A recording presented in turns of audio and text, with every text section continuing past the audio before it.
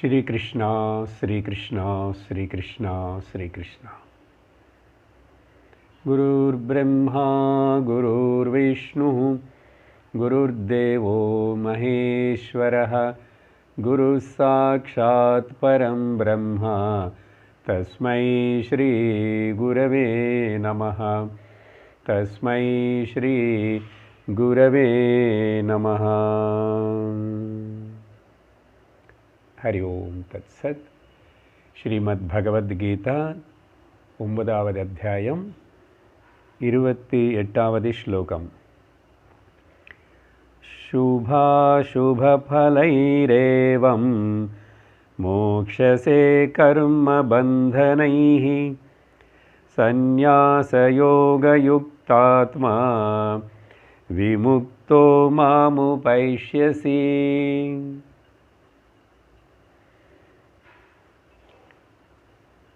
லோகத்தில்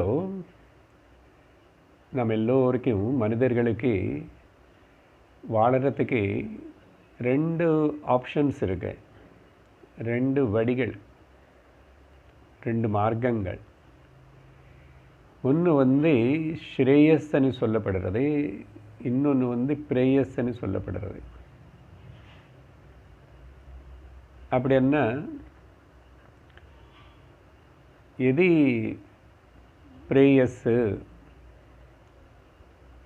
அப்படின்னு எது அல்பமான பலம் கொடுக்கறதோ அது பிரேயஸ், அது ஒரு மார்க்கம். அப்படின்னா அர்த்தம் என்ன? வியாவகாரிக பௌத்திக பிரபஞ்சத்தில் இந்த ரிலேட்டிவ் வேர்ல்டு அது சத்தியமனிச்சிட்டு அதில் ரொம்ப ஈடுபட்டுட்டு அதனால் துக்கப்படுறது. சரியா? இது ஒரு மார்க்கம். இதில் புருஷார்த்தங்கள்னு எது சொல்லப்பட்டதோ அந்த முதல் 3 புருஷார்த்தங்களும் இதுக்கு அடிப்படையாக வரும். என்னது? தர்மம், அர்த்தம் அண்ட் காமம். ஸோ இது ஒரு வகை.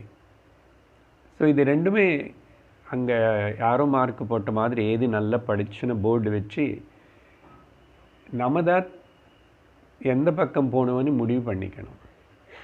ரெண்டாவது ஸ்ரேயோ மார்க்கம், அத்தியந்த பலமுன்னு கொடுக்கக்கூடிய மார்க்கம். அது பாரமார்த்திகமான சத்தியத்தினை உணர்றதுக்காக, சத்தியத்தினை பாரமார்த்திக ஜீவனம்னு நடத்துறதுக்கு, ஆத்தியாத்மிக ஜீவனத்தை நடத்துறதுக்காக அந்த மார்க்கங்களில் போகிறது.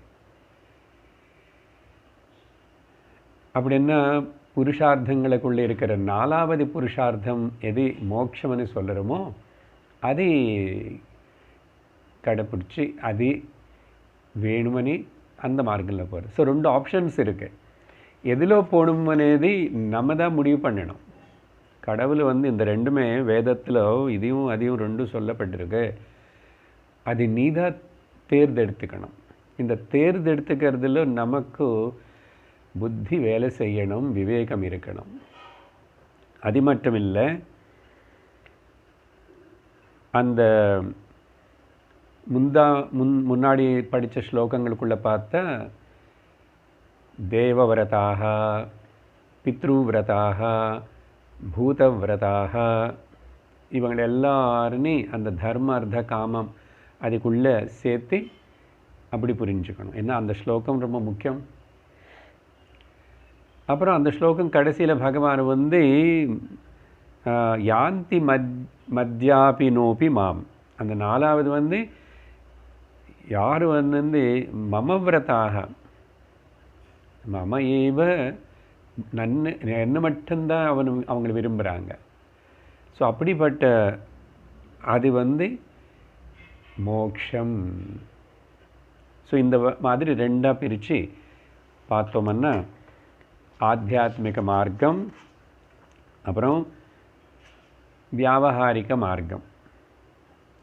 வியாவகாரிக ஜீவனம், ஆத்தியாத்மிக ஜீவனம். ஆனால் இதில் இந்த ரெண்டாவது ஆப்ஷன் இருக்க பார்த்தீங்களா, ஸ்ரேயஸ் மோட்சம் அத்தியந்த பலம் கொடுக்கறதே அத்தியந்த பலம். இது இன்னொரு விஷயம் சுலபம். முதல்துக்கு கம்பேர் பண்ணும்போது இது ரொம்ப ரொம்ப சுலபம். இது அடையிறது இந்த மார்க்கத்தில் போகிறது. அதனால் அதுக்கு என்ன சொன்னார் பகவான் அங்கே? இது ரொம்ப சுலபம்னு சொல்கிறதுக்கு நேற்றுக்கு பத்திரம் புஷ்பம் ஃபலம் தோயம் கேட்டிருக்கோம். ஸோ அப்படி சொல்லி அதுக்கப்புறம் இப்போது 29வது ஸ்லோகத்தில் என்ன சொல்ல போகிறார்? 28 வந்து இவனுக்கு அந்த மோட்சம் అనేది என்ன கொடுக்கும்? சுப அசுப பலைஹி ஏவ மோக்ஷசே. கர்மபந்தத்துக்கு காரணம் வந்து இந்த ராகத்வேஷங்கள் தான். எனக்கு யார் மேலேயும் துவேஷமும் கிடையாது, வெறுப்பும் இல்லை, விருப்பம் இல்லை. அப்புறம் அவங்களுக்குள்ளே இருக்கிற தோஷம் தவிர எனக்கு உள்ளே இருக்கிற துவேஷம் காரணம் இல்லை. நான் இங்கே அவங்களனே பார்க்கலேனே எப்படின்னு சொல்கிறதுக்கு, பக்தி செலுத்தாத பக்தாள் ஆகாதவங்களுக்கு நான் பிரகடனம் ஆக மாட்டேன்னு தான் சொன்னார். அதுதான் இப்போ ஒரு கேள்வி வருது இந்த அடுத்த ஸ்லோகத்துக்கு. நேற்றுக்கே வந்துச்சு. அப்போது எல்லாருன்னு பார்க்கறது நீங்கள் தானே எல்லாருக்கும் சமாளிக்கிறதுன்னு சொல்லிட்டு, அப்போ என் பக்தாளுக்கு மட்டும் அனன்யா சிந்தையந்தோமான்னு அதுக்கு மட்டும் முக்கியத்துவம் நீங்கள் கொடுக்குறீங்கன்னு சொன்னால் அதுக்கு பதில் கொடுத்தார். இன்றைக்கி கூட அப்படிப்பட்ட ஒரு சந்தேகம் வரக்கூடாதுன்னு மறுபடியும் பேசுவார். அப்போது ராகமோ துவேஷமோ, லவ் அண்ட் ஹேட்ரட் అనేది வந்து அது எப்பவுமே துவைத்தம், டிவிஷன் அது விரும்புறது. டிவிஷன் இருந்தாதா, துவைத்தம் இருந்தாதா, செப்பரேட்னஸ் பார்க்கும்போது தான் இந்த ராகமும் துவேஷம் అనేది உருவாகும். ஆனால் நான் ராகமும் துவேஷமும் இல்லாமே தான் எல்லாத்தையும் பார்த்துக்கிறேன்றார் அவர் பகவான். அதனால தான் என்ன சொன்னாரோ, 29வது ஸ்லோகம் இப்போ நம்ம படிக்கணும். ஏன்னா இதுக்கு அவதாரிக்க இந்த ஸ்லோகம் சொல்கிறதுக்கு காரணம் என்னன்னா, அப்படி இருந்தால் ஸோ ராகத்வேஷங்கள் உங்களுக்கு இல்லையா? ஓகே, பக்தாளனை அனுகிரகிக்கிற சில பேர் நான் அனுகிரகிக்க மாட்டேன்னு சொன்னால், அப்போது பார்ஷாலிட்டி ராகத்வேஷம் இருக்கிற மாதிரி தானே? இல்லை. சில பேர் அனுகிரகம் பண்ணுறது, சில பேர் அனுகிரகம் பண்ணாமல் இருக்கிறது என்னோட தோஷம் இல்லைன்னு சொல்கிறதுக்கு 29வது ஸ்லோகம் அந்த தோஷம் அவங்களுக்குள்ளதாக இருக்குன்னு சொல்கிறார்.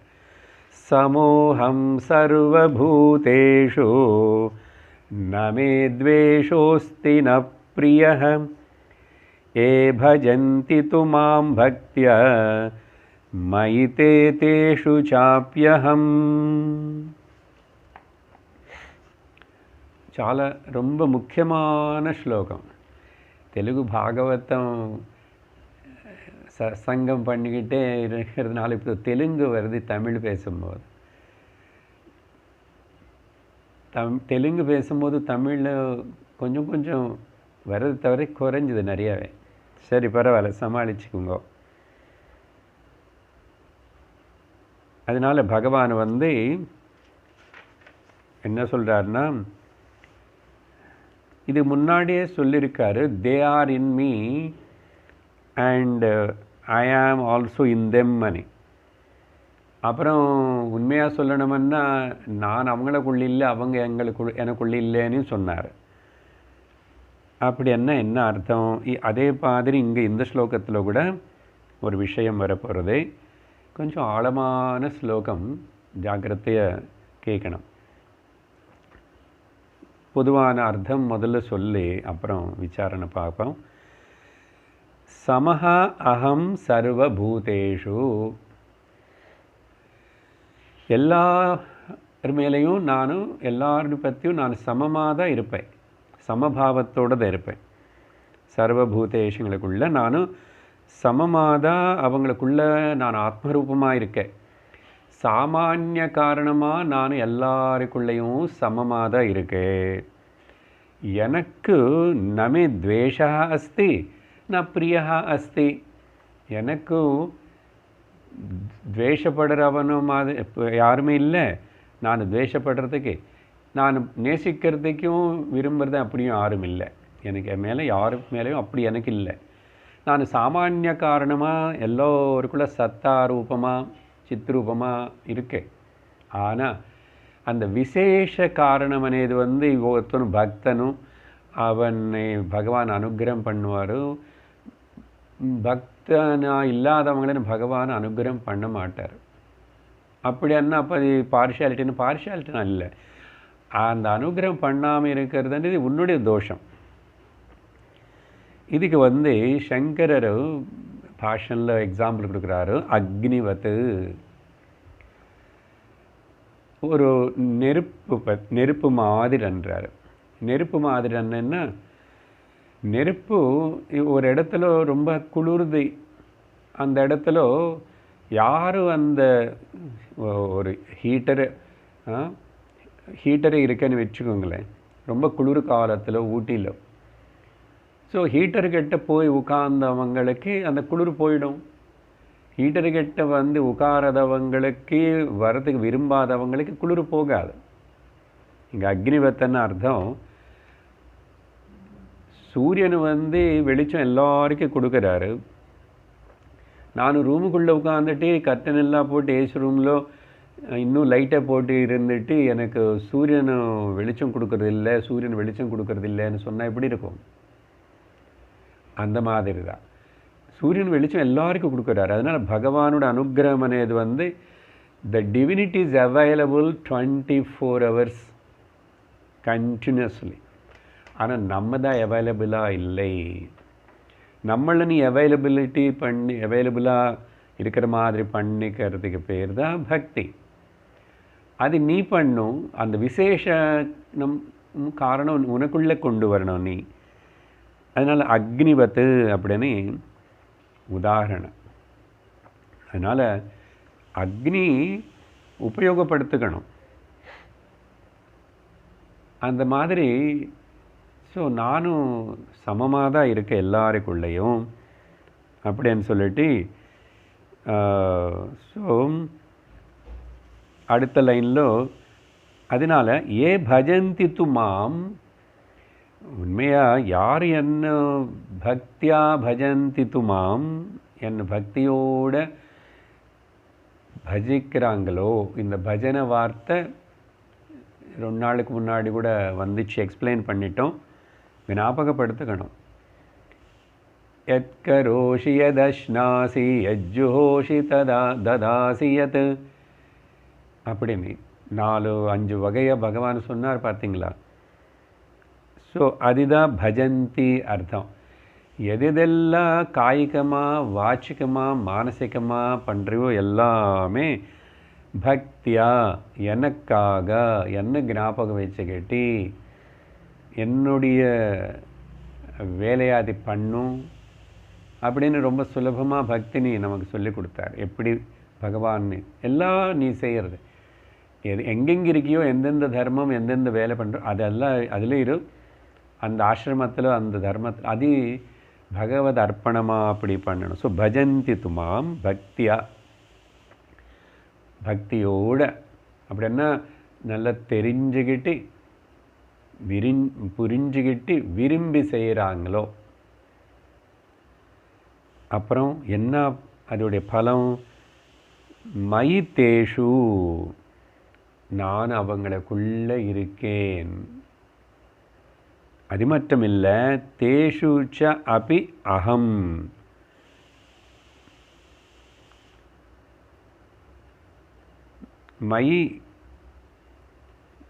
மயித்தே தேஷு, மயித்தேன்னா they are in me, they are with me. அதே மாதிரி ச அபி அகம் தேஷு, மயித்தே தேஷு மயி அகம் தேஷு அப்படின்னா தே are in me, I am in them. They are in me, I am in them. இந்த ஒரு கான்ட்ரடிக்டரி டைப் முதல்ல வரும்போது உண்மையாக சொல்லணும்னா I am not in them, they are not in me அன்னார். மறுபடியும் இப்போ இங்கே சொல்கிறாருன்னா இது ஒரு இந்த வரி ரொம்ப முக்கியம். அதுலேயும் இந்த வாக்கியம் ரொம்ப முக்கியம். இதில் ஒரு கிளச் இருக்குது, ட்விச் இருக்குது. இதில் என்னன்னா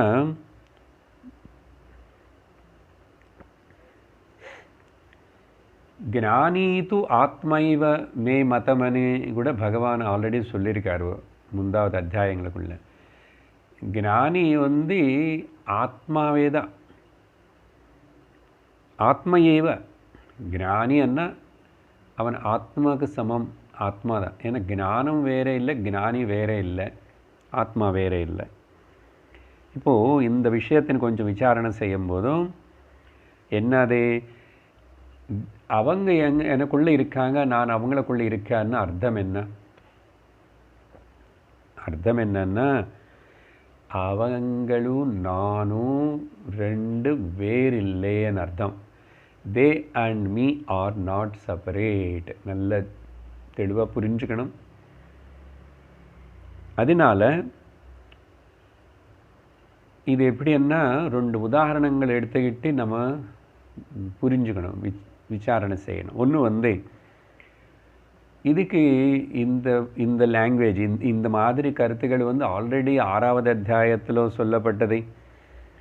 அப்புறம் ஈஷாவாஷோபனிஷத்தில் இப்படி பல இடத்துல சொல்லுது. 6வது அத்தியாயத்தில் என்ன சொன்னாருன்னா, இவன் இந்த பக்தனும் ஞானி பக்தன்னு சொன்னால் சர்வபூதஸ்தமாத்மானம் சர்வபூதானி சாத்மனி ஈக்ஷதே யோகயுக்தாத்மா சர்வத்திர சமதர்ஷினஹ.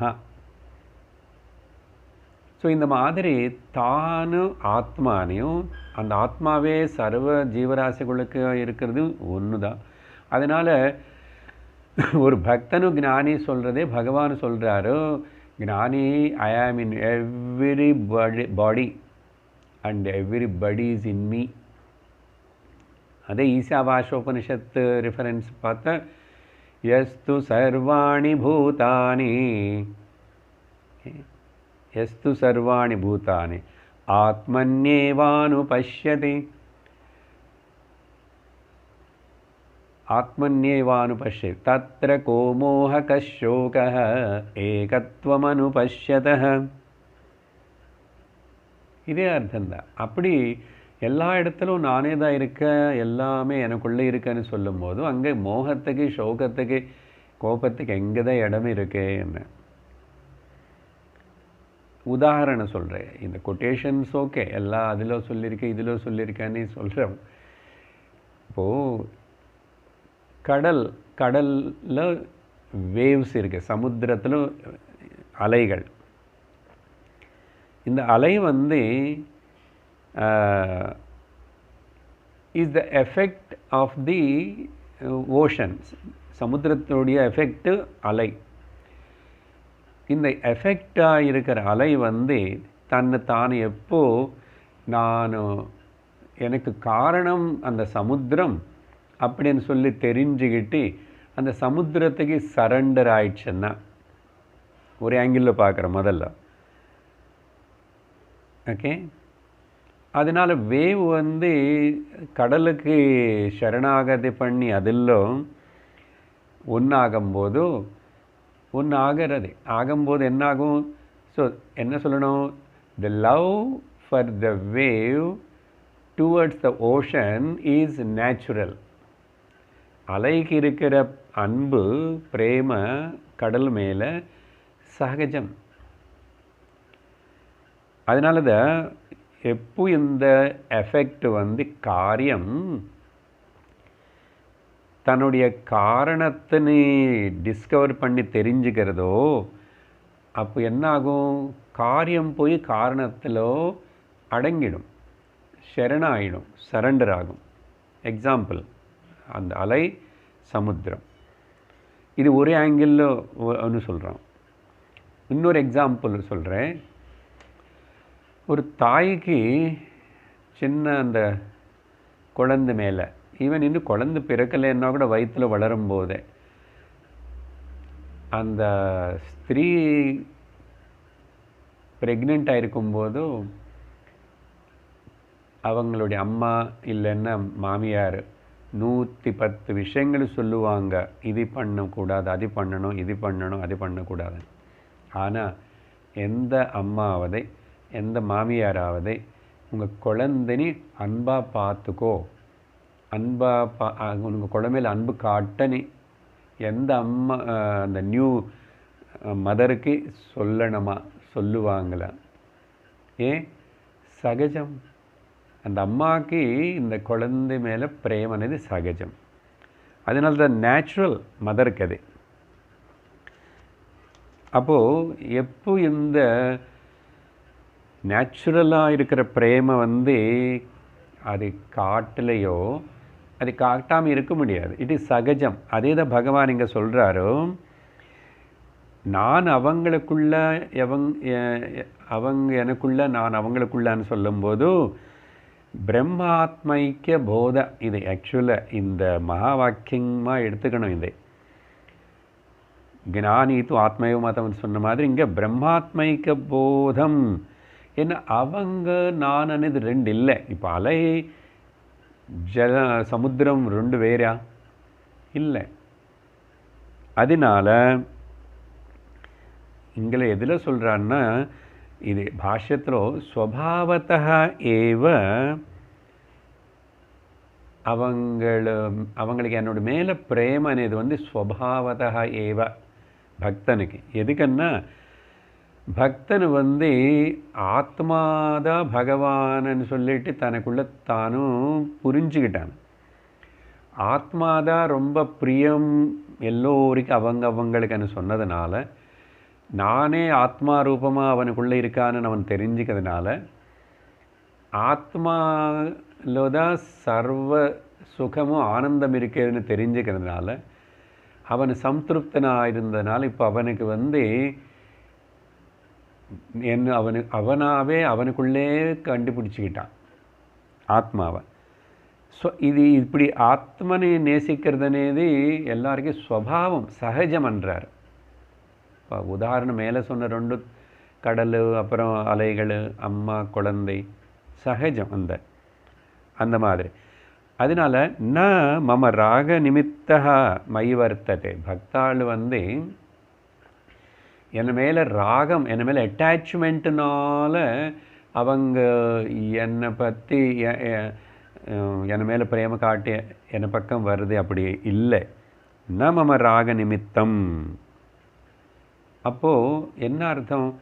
ஆனால் பக்தியில் இந்த அட்டாச்மெண்ட்டு, பகவான் மேலே அட்டாச்மெண்ட்டு, பகவான் மேலே ராகம் இருக்கணும் అని முதல் படியில் சொல்கிறோம். பக்தி சாஸ்திரத்தில் சொல்கிறோம், ஞானத்துக்கு முன்னாடி படியில் உபாசனையில். ஆனால் அங்கே கூட அர்த்தம் நம்ம பகவானுக்கு பேர் சொல்லி கூட அங்கே இமோஷ்னலாக டிபெண்ட் ஆகிறோம். முதல்ல ஓகே, ஃபஸ்ட்டு கொஞ்சம் நாளைக்கு. ஸோ இமோஷ்னல்லி நமக்கு வெளியில் எங்கேயுமே டிபெண்ட் ஆக முடியாதனால, ஆனால் நான் எமோஷ்னல் க்ரைசிஸ் இன்னும் போகவே மாட்டதுனால, அதனால் பகவானை வச்சு கூட நம்ம பகவானை இமோஷ்னலாக விரும்ப பழகிறோம். நம்ம இமோஷன்ஸில் அவர் மேலே காட்டி நிறைய பக்தாளெல்லாம் அப்படி தான் பண்ணாங்க. ஆனால் இப்போ இங்கே பகவான் பேசுகிற இந்த பக்தனும், இது முன்னாடி 7வது அத்தியாயத்தில் பேசினட்டு அந்த ஞானி பக்தனும், இல்லை நாரத பக்தி சூத்திரங்களுக்குள்ளே கடைசியில் விவரிச்சுட்டு வரும்போது சொன்ன இதுவும் முதல்ல அந்த இமோஷ்னல் எக்ஸ்பிரஷன்ஸ் எல்லாம் இருந்தால் கூட, ஆனால் இப்போது ஈவன் பகவான் கூட இமோஷ்னல் டிபெண்டன்சினால், அதான் பகவான் இங்கே சங்கரர் சொல்கிறார், நம்ம ராக நிமித்தம் மயி வர்த்ததே. அதே மாதிரி நானும் கூட நான் அவங்களுக்குள்ளே இருக்கேன்னு சொல்கிறாரா, தேஷுச்ச அபி அகம் ஸ்வபாவத்தேவ வர்த்தே. இந்த ஸ்வபாவத்தே வார்த்தை ரொம்ப முக்கியம். இது ஸ்லோகனில் இல்லை, சங்கரர் சொல்ல.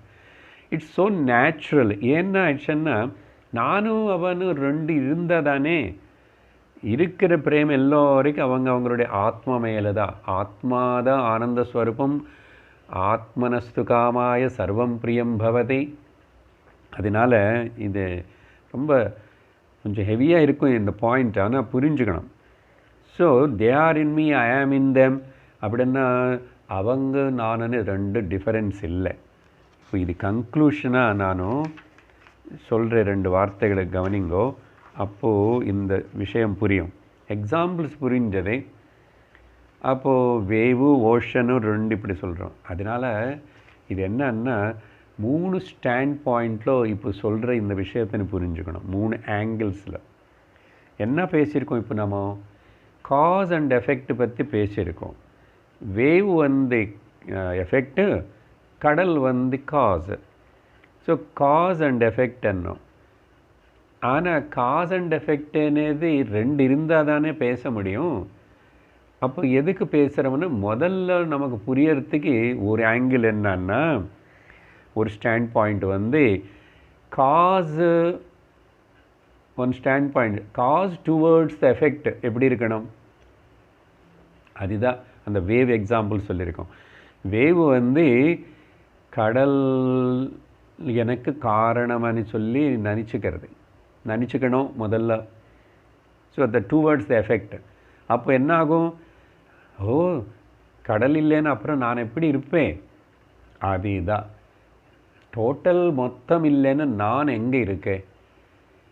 இது ஒத்துக்காதனால தான் மனுஷன் வந்து கடவுள் பகவான் என்ன, நானும் கஷ்டப்பட்டு வாழ்க்கையில் என்ன செஞ்சேன், எவ்வளோ சாதித்தேன், எவ்வளோ சம்பாதிச்சேன்னு தெரியுமா, இப்படியெல்லாம் சொல்லிக்கிட்டு அந்த அல்பமான இண்டிவிஜுவாலிட்டி இவ்வளோ அனந்தமான உலகத்தில் நீ எங்கோ ஒரு கோயம்புத்தூரில் ஒரு வீட்டில் ஒரு ரூமில் ஒரு இடத்துல இருக்கிற ஒரு சின்ன தூசி மாதிரி நீ. ஆனால் நீ ரூமில் இருக்க, வீட்டில் இருக்க, வீடு ஆகாயத்தில் வீடு கோயம்புத்தூரில் இருக்க. கோயம்புத்தூரில் கூட நிறைய இடங்கள். அப்புறம் கோயம்புத்தூர் தமிழ்நாடில் இருக்க, தமிழ்நாடு பாரத தேசத்தில் இருக்க, பாரத தேசம் வந்து ஏஷியன் காண்டினென்ட்டில் இருக்க, ஏஷியன் காண்டினென்ட் வந்து இந்த சமுத்திரம்னே பெரிய ஜலத்தில் அங்கே ஒரு சின்ன துண்டாக இருக்க. இல்லை நிறைய காண்டினென்ட்ஸ் இருக்கு. இந்த பூமி மொத்தம் காண்டினென்ட்ஸ் எல்லாமே பூமி அதெல்லாம் ஜலத்தில் இருக்கு. ஜலம் அக்னியில் இருக்கு. ஜலம் வாயு, ஜலம் வந்து அக்னியில் இருக்கு, அக்னி வாயுவில் இருக்கு, வாயு ஆகாயத்தில் இருக்கு, ஆகாயம் பிரம்மம்ல இருக்கு. அந்த பிரம்மம் தானே நானும். இங்கே இப்படி ஒரு ஸ்பெக்கு கூட இல்லை, தூசி கூட இல்லாத இப்படிப்பட்ட ஒரு அகங்காரத்தோட. அதனால தான் அந்த டோட்டல் கிராண்ட் விஷன்னு கொண்டு வரணும். நீ கர்மயோகம்னு சொன்னாலும் அந்த கிராண்ட் விஷன், ஐ மீன் டோட்டலுக்காக ஈஸ்வரன். அப்புறம் பக்தி யோகம் உபாசனை சொன்னாலும் கிராண்ட் விஷன் வரணும். ஞான மார்க்கம் சொன்னாலும் அந்த பிரம்மம் ஏக வஸ்து வரணும். ஸோ ஏன்னா டோட்டாலிட்டி இல்லாமல் இண்டிவிஜுவாலிட்டி எங்கே நிற்கும்? How it can stay? அதோடைய எக்ஸிஸ்டன்ஸ் எங்கே? அந்த ரிகக்னைஸ் பண்ணி அதுக்கப்புறம் ஆனால் அதில் கலந்து போகணும். ரிகக்னைஸ் பண்ணி செப்பரேட் இருக்கிறதில்ல. ஸோ ஒன் ஸ்டாண்ட் பாயிண்ட் அதுதான் சொல்லிட்டுருக்கேன். காசு வந்து டுவர்ட்ஸ் த எஃபெக்ட் பார்க்குற விதானம். ஓ இந்த சரீரம் காசு, ஓகே, ஸ்டாண்ட் பாயிண்ட் ஆஃப் காசு towards the effect. I think நான் முதல்ல இப்போ பேசினது வந்து the effect towards the cause பேசியிருக்கேன். பரவாயில்ல, எப்படி எடுத்துங்க இந்த எஃபெக்ட் பார்க்கணும். ஏன்னா நமக்கு தெரிஞ்சது எஃபெக்ட் தானே, இந்த பாடி இஸ் எஃபெக்ட். ஸோ இந்த பாடிக்கு காஸ் யார்? அந்த ஸ்திரீ புருஷன். அவங்களுக்கு என்ன காசு? அவங்களுக்குள்ள இந்த சரீரம் உருவாயிடுது. ஸோ அப்படி தேடிட்டே போனால் இது எங்கே அனந்தன்ல லீனமாகிறது. ஸோ அனந்தத்தோட சம்பந்தம் இருக்கிற நானும் அப்போ அனந்தமாக தான் இருக்கணும். ஸோ ஒரு ஆங்கிள் என்ன சொன்னோம், எஃபெக்ட் வந்து டுவர்ட்ஸ் த காஸ் பார்க்கறது. ஸோ ரெண்டாவது ஆங்கிள் என்ன, the cause looking at the effect. அதுதான் பகவான் ரெண்டு சொன்னார்ல, ஐ ஆம் தே ஆர் இன் மீ, அது என்ன அந்த எஃபெக்ட்டு வந்து காசுன்னு பார்க்கறது. ரெண்டாவது ஐ ஆம் ஆல்சோ இந்த நானும் அப்படிப்பட்ட ஸ்வபாவத்தா ஐ ஆம் லவ்விங் தெம். பிகாஸ் லவ் பண்ணுறதுக்கு அங்கே ரெண்டு இல்லை. எப்போ காசு வந்து எஃபெக்ட்னு பார்க்குறதோ, cause and effect are one only, ரெண்டு இல்லை. காசே தான் எஃபெக்டாக இருக்கும்போது அப்போது நேசிக்கிறதுல சுபாவம் சகஜம்தானே அது. இப்போது ஆனால் மூணாவது திருஷ்டிகோணம் வரணும், அதுதான் ரொம்ப முக்கியம். இந்த தேர்ட் ஸ்டாண்ட் பாயிண்ட் வந்து இது ரெண்டு இல்லாதனால காஸ் அண்ட் எஃபெக்ட் வந்து என்னாகணும், காஸ் அண்ட் எஃபெக்ட் ரெண்டு கூட ஆக்சுவலி ஒன்றுக்கு மேலே ஒன்றும் அத்தியாச சூப்பர் இம்போஸ் செய்யப்பட்டது, அவ்வளோதான். சூப்பர் இம்போஸ் எது மேலே, சத்தியம் பிரம்மன் மேலே இந்த காஸ் அண்ட் எஃபெக்ட் అనేది சூப்பர் இம்போஸ் செய்யப்படுது, ரியாலிட்டி மேலே சூப்பர் இம்போஸ். அதனால தான் cause and effect is an illusion. ஆனால் முதல்ல விவரிக்கிறதுக்கு சாஸ்திரம் பேசும். அப்படின்னு அர்த்தம் என்ன, cause and effect both are disappeared. Okay, disappeared இந்த ரியாலிட்டி சத்தியத்தில். எப்படி உதாரணத்துக்கு போனால், அலை வந்து சமுத்திரத்தில் லயிச்சு போயிடுச்சு, சமுத்திரம் அலை ரெண்டும் ஒன்றாயிடுத்து. இப்போ ரெண்டு சமுத்திரம் அலைன்னு ரெண்டு இருந்தால் காஸ் அண்ட் எஃபெக்ட் అని இது ரெண்டு புரிஞ்சுக்கணும். అసలు நம்ம சமுத்திரமும் இல்லை, அலையும் இல்லை, ஜலம். ரொம்ப முக்கியம் இந்த பாயிண்ட், ஜலம். அப்போ பிரம்மம் ரியாலிட்டி ஜலம் தான் இருக்குங்க, சமுத்திரமும் கிடையாது, அலையும் கிடையாது. சமுத்திரம் அண்ட் அலை வந்து ஜலத்து மேலே சூப்பர் இம்போஸ் செய்யப்பட்டதுன்னு இது ரெண்டுமே விட்டுட்டா. அப்படின்னு பாருங்க, காரணமும் காரியமும் ரெண்டுன்னு காஸ் அண்ட் எஃபெக்ட்னு டிஸப்பியர் ஆனாதான் ரியாலிட்டியில் இருக்கிறது ரியாலிட்டி தான். இப்போ இது இவ்வளோ பேச வேண்டியிருக்கு இந்த ஸ்லோகத்துக்கு, இத்தனை வார்த்தை சொல்லி சொல்கிறதுக்கு ஒன்றும் இல்லை, இருக்கிறது ஒன்றும். கடைசியில் ஏதாவது சொல்லணும்னா இருக்கிறது ஒன்று தான் சொல்லணும். அதுதான் அர்த்தம். ந அகம் தேஷு ஆர் ந தே மயி. இது இந்த ஸ்லோகனில் பதம் இல்லை. ஆனால் இங்கே ஸ்லோகனில் சொன்னது என்ன, சாரி, இந்த ஸ்லோகனில் தான் மயி தே அண்டு தேஷு அகம். இதுதான் ரெண்டு இல்லைன்னு காஸ் அண்ட் எஃபெக்ட்னு கேன்சல் பண்ண. ஒருவேளை முந்தாவது இதுக்கு முன்னாடி ஸ்லோகங்கள் சொன்னால் உண்மையை சொல்லணும்னா, அர்ஜுனா அவங்கள எங்களுக்குள்ளே இல்லை, நான் அவங்களுக்குள்ளே இல்லைன்னு சொன்னது இப்போது கன்க்ளூட் பண்ண நம்ம பாயிண்ட்டு பார்த்தீங்களா. ஸோ அங்கே சொன்னதே இப்போ இங்கே பகவான் இந்த விதமாக சொல்லும் போது இதோட கன்க்ளூஷன் என்னன்னா, இந்த மாதிரி ரியாலிட்டியில் காஸ் அண்ட் எஃபெக்ட் అనేది இல்லை. காஸ் எஃபெக்ட்னு அதனால தான் ரொம்ப இதுக்கு என்ன காரணம், அதுக்கு என்ன காரணம், அதே வந்துச்சு இதே போயிடுச்சுன்னு இப்படி கேட்காது என்றார் சுவாமிஜி. அதில் வாட்டி சொல்லுவார்ல, when you drop and stop wailing and howling, you are with the reality, you are with the satyam, and நீதா சத்தியம், you are இன்னு, அதெல்லாம் கிடையாது. இன்னன்னு எங்கே இருக்குது, இன்னன்னு சொல்லணும்னா ஓ நீ வேறே, you are in reality, you are that adda, tvameva aham, ahameva tvam, தத்துவமசி. ஸோ இது கொஞ்சம் ஹெவியாக இருக்குது, இது புரிஞ்சுக்கிட்டு தான் ஆகணுமா, இது கஷ்டமாக இருக்குது இவ்வளோ டீப்பாக அப்படின்னா. இது வந்து அட்வான்ஸ்டு ஸ்டூடெண்ட்ஸுக்கு தான் புரியுமா, நல்ல சாதன சதுஷ்டய சம்பத்தி அப்படியானு ஒன்றும் இல்லை. இது எதுவுமே இல்லாதவங்களுக்கு கூட புரியும். அப்பா ஏன் புரியாது, இது ரொம்ப சுலபமாக நான் அப்போவே சொல்லியிருக்கேன் இல்லை. அது என்ன அந்த சுலபம் అనేది, இது யாருக்கு புரியாது, யாருக்கு இது வேண்டாம் அப்படின்னு சொல்லி பகவான் வந்து அடுத்த ஸ்லோகத்தில் சொல்கிறார் பாருங்க.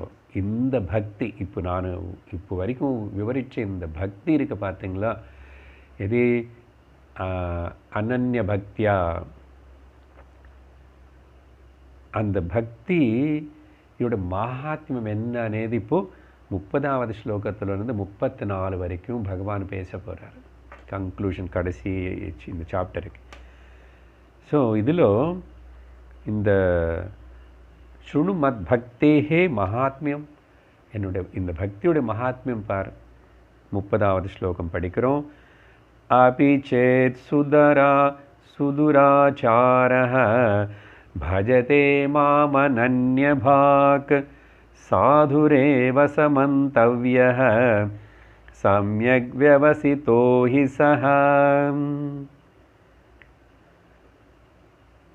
பதத்துடைய அர்த்தங்கள் பார்க்கறதுக்கு முன்னாடி இங்கே கவனிங்கோ. கர்மயோகம் பண்ணணுமன்னா அந்த கர்ம செய்யறதுக்கு உனக்கு தகுதி இருக்கணும். You must be fit to do that karma. இப்படி தானே? கர்மகாண்டன் எடுத்துக்கிட்ட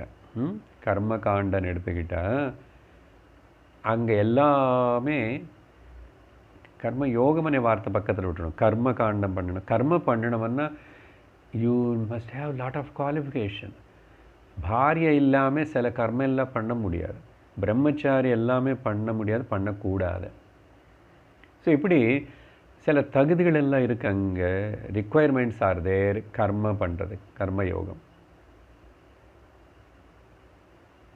ரெண்டாவது இல்லை ராஜயோகம் பண்ணணும் அப்படின்னா உன்னை பாடி ஃபிட்டாக இருக்கணும், லிம்ஸ் எல்லாம் ஒழுங்காக இருக்கணும், ஹெல்தி லிம்ஸ் எல்லாம் இருந்தால் தான் அஷ்டாங்க யோகம் பண்ண முடியும், ஆசனாஸ் எல்லாம். So with fracture or spondylosis பண்ண முடியுமா? So body fitness is required there. அதே மாதிரி ஞானம் படிக்கணும், சாஸ்திரம் சிரவணம் பண்ணணும் அப்படின்னு சொன்னால், வேதாந்தம் படிக்கணும்னா சாதன சதுஷ்டய சம்பத்தி இருக்கணும். அதுதான் விவேக சூடாமணியில் அவர் சொல்லிகிட்டே இருக்கிறார். சாதன சதுஷ்டய சம்பத்தை பற்றி எவ்வளோ பல இடத்துல சொல்லுவோம். தத்துவபோதத்தில் அதே தான் விஷயம் முதல் ஆரம்பம். ஆனால் அர்ஜுனா பாரு, எனக்கு எட்டவா பக்தி இருக்கு பார்த்தியா, ரொம்ப சுலபம். இதுக்கு எந்த குவாலிஃபிகேஷனும் உனக்கிட்ட இருக்கான்னு கேட்கறதில்ல. நீ வா, அவ்வளோதான். நீ இந்த பக்கம் திரும்பு. அதுதான் சொல்கிறார் இந்த ஸ்லோகத்தில். என்னன்னே,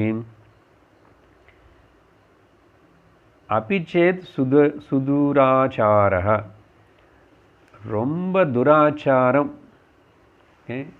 ரொம்ப துராச்சாரமும் ரொம்ப துஷ்டனாக இருந்துட்டு இருந்தவனுக்கு ஆனால் கூட சுஷ்டு துராச்சாரா அபி என்றார். ரொம்ப அவனை வடகட்ட முட்டாளன்னு சொன்ன மாதிரி பரம பாப்பி அப்படின்னு ஒருத்தர் யாராவது இருந்தால் கூட, ரொம்ப சுதுராச்சாரனாக இருந்தால், துர்மார்கனாக இருந்தால், கெட்ட பழக்கங்கள் இருந்து கெட்ட வேலைகள் எல்லாம் செஞ்சிருந்தால் கூட, மாம் பஜதே அனன்யபாக், எப்போ என்னை பக்கம் திரும்பி என்னை நேசிக்கிறானோ, என்னை மேலே பக்தினி செலுத்தணும்னு விரும்புகிறானோ, சரி, பஜதே மாம் அனன்யபாக்கன்னா வேறு எந்த மனசில் வச்சுக்காம, அனன்யன வார்த்தை முக்கியம். திரும்பி சிங்கிள் பாயிண்டட்லி என்ன மேலே என்னே நினச்சிட்டு எனக்காக நீ திரும்பிட்டானோ, நேற்று வரைக்கும் கூட அவன் ரொம்ப துர்மார்கனாக துராச்சரனாக இருந்திருந்தா கூட, எத்தனையோ அக்கிரமங்கள் பண்ணியிருந்தா கூட, பாருங்க, குவாலிஃபிகேஷன் எதுவுமே கேட்காம இன்னும் உனக்கு எவ்வளோ கிட்ட குவாலிஃபிகேஷன்ஸு கொஞ்சம் நேரம் முன்னாடி வரைக்கும் இருந்தால் கூட, ஆனால் இப்போது நீ என்னை பக்கம் திரும்பிட்ட, நான் வேணுமானு நீ விரும்புகிறேன், நான் தான் வேணும், என்னை மேலே பக்தி தான் வேணும் அனு சொல்லிட்டு பகவான் தான் வேணுமனு திரும்பி நான் பாரு. இவனை சாதுகு ஏவ, இவனை நல்லவன் ஆயிட்டான். இப்போ இங்கே சாது அనే பதம் வந்து மகாத்மா ஆகலை இன்னும். மகாத்மா ஆகி அப்படி ஞானி ஆனான்னு அர்த்தம் இல்லை. சாதுன்னா அப்பா ரொம்ப நல்ல முடிவு எடுத்தான் அப்பா. அந்த நல்ல முடிவு எடுத்தான்னு சொல்கிறதுக்கு பாகவத்தில் சில வாட்டி இந்த ருஷிகளை யாராவது நல்ல கேள்விகளை கேட்டால் சாது சாது ரொம்ப ரொம்ப நல்லது, வெரி குட் வெரி குட் அப்படின்னா கேட்க வேண்டியது கேட்டீங்க அப்படின்னு பாராட்டுறது சொல்கிற மாதிரி சாதுன்னா அப்பா எவ்வளோ நல்ல முடிவை எடுத்துட்டான் இவன். இப்போது சாது ஏவ, இப்போது இவன் ரைட்வஸாக திரும்பிட்டான் இப்போது. அதனால் சாது அண்ணா இங்கே யார் வந்து மாறினவனே முடிவெடுத்தானோ அப்புறம் இனிமேல் நிறைய மாறிட்டான். மாறினவன் முடிவெடுத்துட்டான் முதல்ல. So decided to change himself, ready to change and decided to change and now working for that for Shreyas, for பகவான், ஃபார் மோக்ஷ த்ரூ பக்தி, அட்ராக்டட் டுவர்ட்ஸ் த லார்ட். அப்புறம் ஸோ ஃபர்ம், ரொம்ப திருடமாக ரொம்ப கிளியராக நான் சேஞ்ச் ஆகணும் அப்படின்னு சொல்லி டிசைடு பண்ணா பாரு. அந்த டிசைடு பண்ண இவனுக்கு சாது சாது வெரி குட் பேஷ் பேஷ்ன்னு சொல்கிற மாதிரி இவன் சாது ஏவ. அது என்ன சார் நேற்று வரைக்கும் இவ்வளோ அக்கிரமம் பண்ணிருக்கு, பரவாயில்ல இப்போ நல்ல பக்கம் திரும்பிட்டானே, நல்ல பக்கம் திரும்பிட்டானே. Falling is not bad, falling is not a sin, but not ready to get up is a sin. மனுஷன் வந்து லோகத்தில் எந்த மனுஷனாவது யாரு கூட 100% பர்ஃபெக்ட் சுத்தம் இல்லைங்க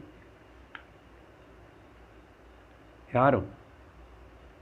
அப்போது தேர் வில் பி ட்ராபேக்ஸ். எல்லோரும் என்னென்னமோ பண்ணி என்ன இருக்கும், கிவ் அப். அந்த பாஸ்ட் எல்லாம் பூதகாலம் எல்லாம் விட்டுடும், நடந்ததெல்லாம் மறந்துடு. இப்போது எப்படி இருக்கணும் இனிமேனது அப்படி இரு. ஸோ சாது ஏவ அப்படியே மந்தவ்யா, அவன் சாது now is a very righteous and good person, devotee అని சொல்லி அவனை கன்சிடர் பண்ணணும். மந்தவ்யான்னா we should consider and take him. அவனை இப்போ கண்டிப்பாக நம்ம அவன் வந்து அவன் பக்தன்னு சொல்லிட்டு சாதுன்னு சொல்லிட்டு ஏற்றுக்கணும். ஆனால் ஜஸ்ட்டு இல்லை, சமயக் அப்படி அனன்யபாக் பஜதே. இன்றைக்கி மட்டும் நீங்கள் எல்லோரும் கை தட்டுவீங்கன்னு சொல்லிட்டு கொஞ்சம் மக்களுக்கு எல்லாம் காட்டுறதுக்கு இன்றைக்கி வந்து சில பொலிட்டிஷியன்ஸ் எல்லாம் பண்ணுவாங்களே, இன்றைக்கி அந்த கோயிலுக்கு போய் இந்த கோயிலுக்கு போய் பொட்டு வச்சுக்கிட்டு நல்லா ஒரு அங்கவஸ்திரம் போட்டுட்டு வெளியில் வரும்போது ஃபோட்டோ எடுத்துகிட்டு பேப்பரில் எல்லாம் போட்டால் அந்த ஏரியாவில் எல்லாருக்கும் ஸோ நம்ம ஊர் நம்ம ஏரியா சுவாமிக்கு மேலே இந்த எம்எல்ஏக்கு இவனுக்கு பக்தி இருக்கு அப்போன்னு சொல்லிட்டு எல்லோரும் ஓட்டு போடும். அப்படி இல்லை, அப்படி காட்டுக்கிற அந்த மாதிரி ஏமாத்துறதுக்காக இல்லை.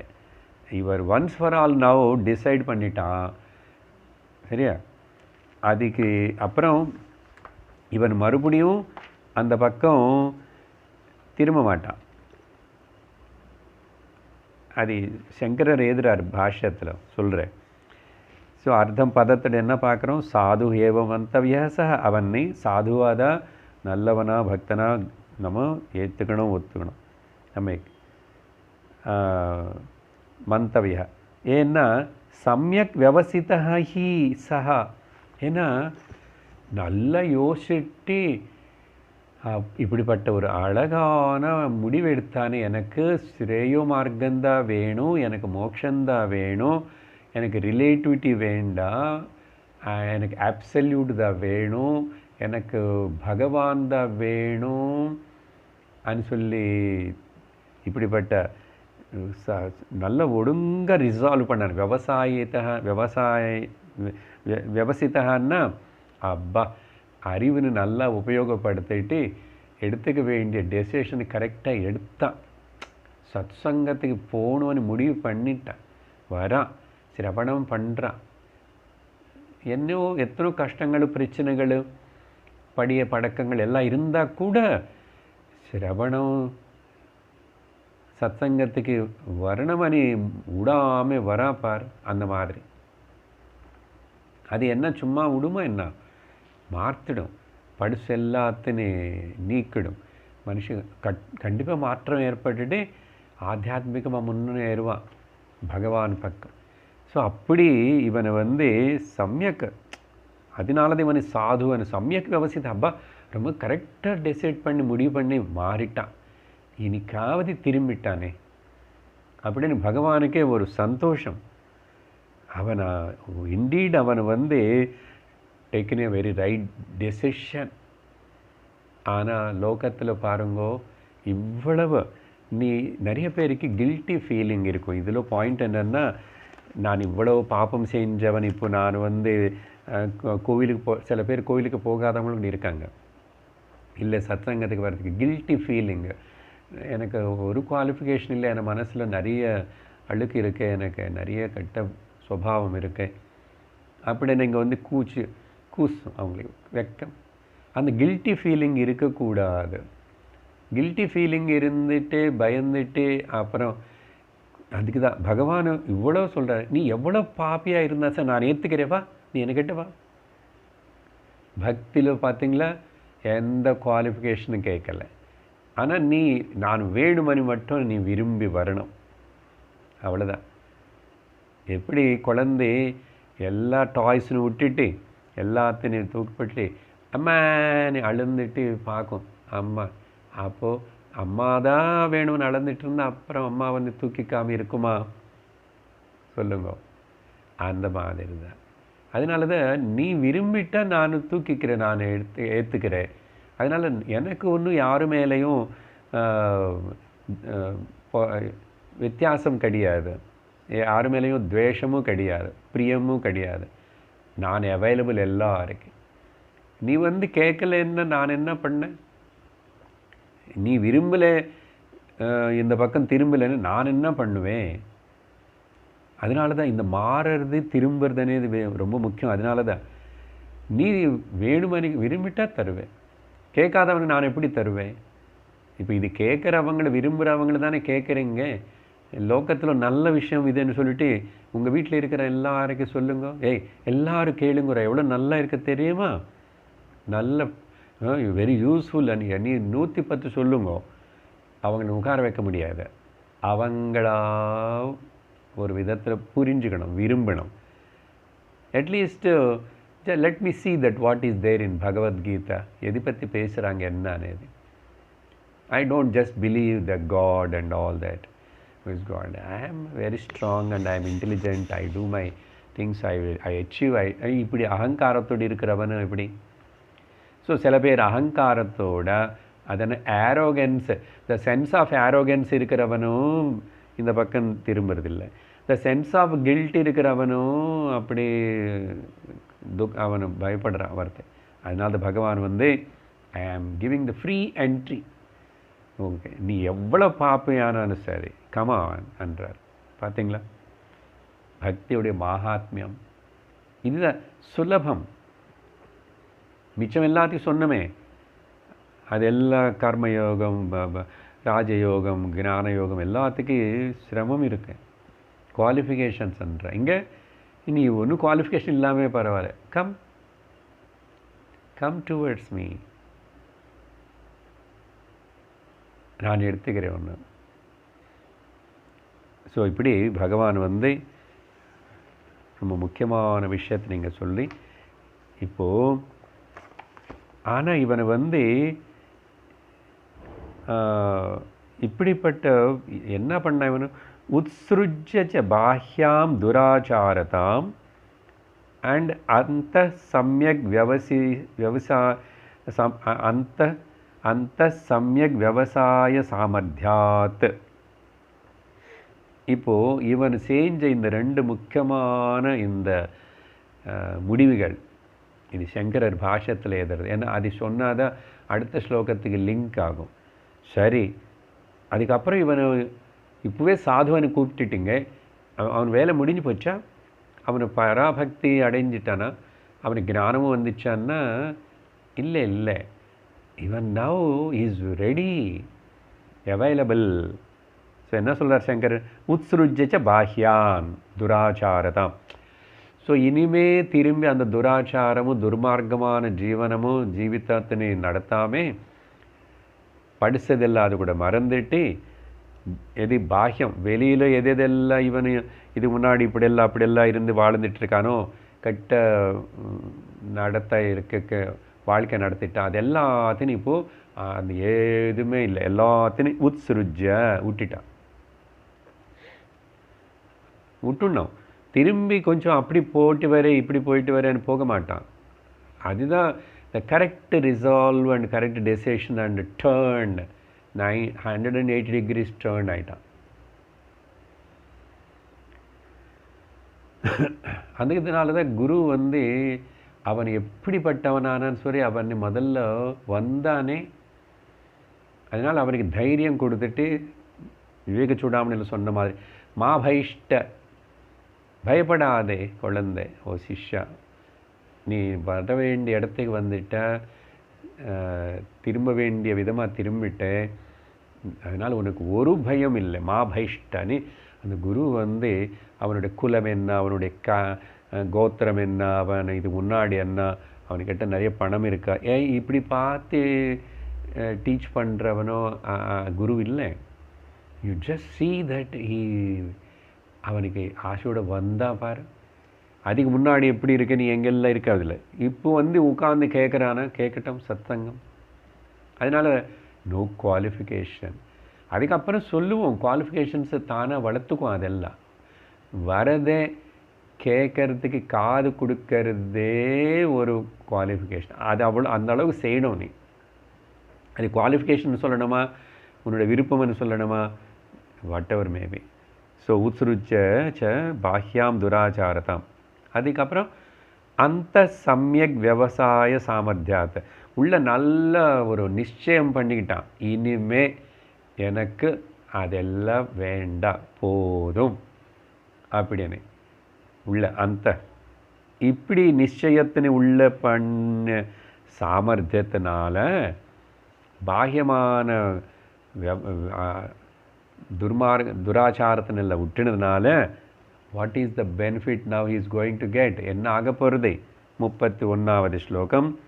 க்ஷிப்ரம் பவதி தர்மாத்மா சஸ்வச்சாந்திம் நிகச்சதி கௌந்தேய பிரதிஜானீஹி நமே பக்த பிரணஷ்யதி. ரொம்ப இன்னொரு முக்கியமான ஸ்லோகம். பகவான் ஒரு ப்ராமிஸ் பண்ணுறார் இங்கே, வாக்தானம். முதல்ல பாருங்கோ, நீ எப்படி இருந்தாலும் வாப்பா, நான் ஏற்றுக்கிறேன்னார். அது அப்புறம் பழம் பத்திரம் புஷ்பம் ஏதோ சின்னதாக கூட நான் ஏற்றுக்கிறேன். அதனால் நீ செய்கிற நார்மல் காரியங்களே நடக்கிறது தூங்கிறது எல்லாத்தையும் எனக்கு அர்ப்பணம் பண்ணி அந்த ஞாபகம் வச்சுக்கிட்டு மட்டும் பண்ணு. இங்கே நானே பெரிய பரமாத்மானது ஒருத்தன் இருக்கான்னு கவனிச்சுக்கோ, உன்னோட அகங்காரத்தின் வளர்த்துக்காம பண்ணு. இவ்வளோ கன்செஷன்ஸ் எல்லாம் கொடுத்துட்டு பக்தியில் இருக்கிற பெருமை பாருங்கள். இப்போ இவனை வந்து வந்ததுனால க்ஷிப்ரம் அப்படின்னா பகவான் வந்து அங்கே க்ஷிப்ரம்னா ரொம்ப சீக்கிரமாகவே, ரொம்ப கொஞ்சம் காலத்திலேயே சீக்கிரமாகவே, எவ்வளோ காலம்னு சொல்லலை, சீக்கிரம்னா மேபி இந்த வார்த்தை உபயோகப்படுத்தும் போது பகவான் அங்கே வந்து க்ஷிப்ரம் அப்படின்னு அப்படி ஃபிங்கர் ஸ்னாப் பண்ணியிருக்கணும். வெரி குவிக்லி அர்ஜுனா, இனிமேல் சந்தேகம் இல்லை. ஓகே, இப்படி வந்ததுனால இவன் வந்து அப்படிப்பட்ட பக்தனை வந்து நமே பக்தா பிரணஷ்யதி, அவன் இனிமேல் ஒருக்காகவும் வீணாக போக மாட்டான், அவனுக்கு எந்த நஷ்டம் இல்லை, அவன் தைரியமாக இருக்கலாம். My devotee never fails and falls, never gets destroyed, ruined பக்தி அப்படின்னு ப்ராமிஸ். என்ன ஆகும் க்ஷிப்ரம்? அவனு பவதி தர்மாத்மா. தர்மாத்மானா என்ன, நிறைய பணம் எங்கேருந்து கொண்டு வந்து தர்மம் பண்ணுவான், தானம் பண்ணி தர்மாத்மா இல்லை. தர்மாத்மானா அவனுக்கு ஹிருதயத்தில் இப்போ எல்லாமே சித்தம் மொத்தம் கூட சுத்தமாக ஆயிடுப்பேன். அதனால தான் தர்மாத்மா ஆயிட்டான் அவனுக்கு இப்போது தார்மிகம் இஸ் கால்டு தர்மம். அங்கே தார்மிகம், தார்மிக வாழ்க்கை. அந்த தார்மிகల్లో பாரமார்த்திகம், தர்மம் பிரம்மம் காகன்னு சொன்னோம் இல்லையா? ஸோ தர்மாத்மான இனிமே எந்த திரும்பியும் படிய கட்ட வழியில் போகமாட்டான். அதனால தர்மாத்மா சஸ்வத், அவனோ நித்தியம் ನೆಲಗೊಲೆಯಾದ ಶಾಂತಿಂ, நிம்மதி, ஆனந்தம், நிம்மதி, பீஸ்ஃபுல்னஸ்.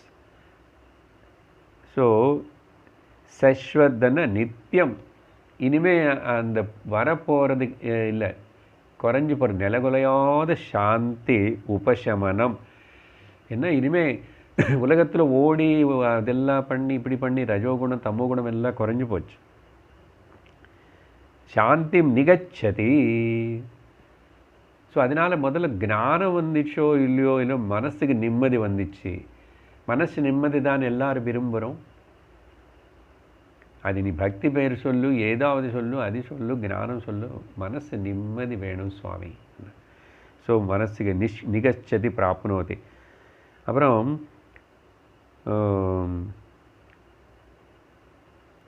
அதனால் ஹே கௌந்தேயா, கேளு கேளு, அர்ஜுனா கேளு, பிரதிஜானிஹி, நீ நல்லா முடிவு பண்ணிக்கோ இப்படி ஆகிறதுக்கு. பிரதிஜானிஹன்னா நீ திரும்பி நீ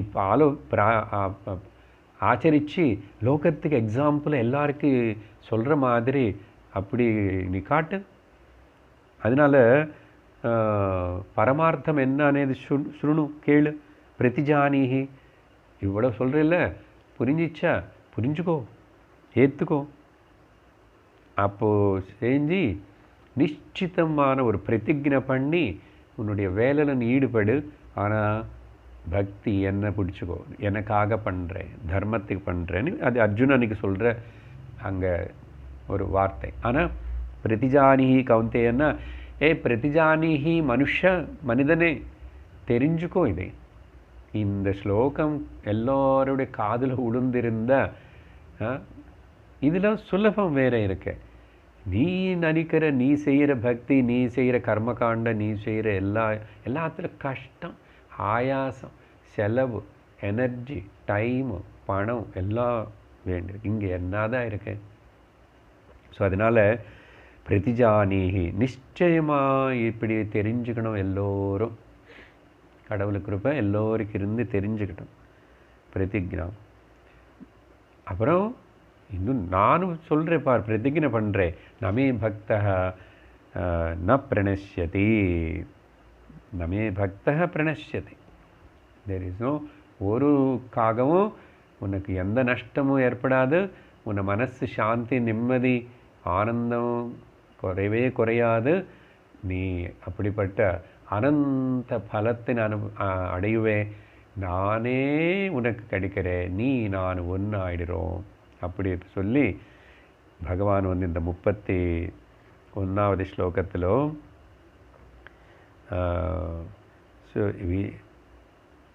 அதனால் விநாசனம் ஒருக்காக இல்லை, இதில் ஒரு நஷ்டம் இல்லை, பரம பிரயோஜனம் இருக்கேன்னு ஒரு மனுஷனுக்கு தெரியணும் முதல்ல. அதனால் இப்போது இது நீங்கள் கேட்குற நீங்கள் எல்லாரும் யாரெல்லாம் கேட்குறீங்களோ, இதில் திரும்பி நமக்கு ஒரு சந்தேகம் வரக்கூடாது. நம்ம பக்கத்தில் இருக்கிறவங்களே, நம்ம ஊருக்காரங்களே, அவங்களே இவங்களுக்கு சொந்தக்காரங்க, அவங்க எல்லோரும் இப்படி இருக்காங்களே, அவங்க எல்லோரும் அப்படி போகிறாங்களே, நானும் பகவத்கீதான்னு சொல்லி ரெகுலர் இதெல்லாம் கேட்டுட்டு இருக்கேன். கொஞ்சம் கொஞ்சம் லோகத்து மேலே வியாமோகம் குறையிறது நல்லது தானே, கொஞ்சம் கொஞ்சம் வைராக்கியம் வருது நல்லது தானே. ஆனால் வியாமோகம் குறைஞ்சது, வைராக்கியம் வந்துச்சுன்னா மனசில் நிம்மதி இருக்கா இல்லையா?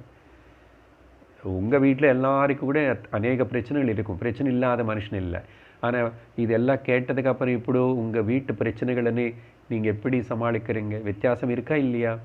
நல்லா புரிஞ்சுக்கிட்டு தெளிவோடு தானே சமாளிக்கிறீங்க. சமஷ்டிக பிரச்சனைகளுக்கு நடுவில் தான் இருக்குங்க, குடும்பத்தில் தான் இருக்குங்க. உங்கள் வாழ்க்கை, உங்கள் சரீரம், உங்களுடைய கஷ்டங்களை நீங்கள் அனுபவிச்சுக்கிட்டு தான் இந்த ஞானத்தினை வாங்கிக்கிறீங்க. அதனால் இது நமக்கு இதுதான். இனிமே ஒரு குறையும் இல்லை, குறையொன்றுமில்லை மலைமூர்த்தி கண்ணா. என்ன குறை இருக்கு? பகவான் ப்ராமிஸ் பண்ணாரே, நமே பக்தः பிரணஷ்யதே. அந்த அனுபவம் இப்போவே இங்கேயே, அந்த சாந்தி, சஸ்வசாந்தி, அதுதான் முக்கியம். அப்படிப்பட்ட சாந்தி இருந்துச்சுன்னு இனிமேல் என்ன, எனக்கு என்ன ஒரு சந்தேகமோ ஒரு குறையும் இல்லைன்னு தெரிஞ்சு நாளைக்கு அடுத்த 3 ஸ்லோகம் உங்களோட பார்ப்போம். ஓம் பூர்ணமத பூர்ணமிதம் பூர்ணாத் பூர்ணமுதச்யதே பூர்ணஸ்ய பூர்ணமாதாய பூர்ணமேவாவசிஷ்யதே. ஓம் சாந்தி சாந்தி சாந்தி. हरिः ओम श्री गुरुभ्यो नमः. हरिः ओम. हरि ओम.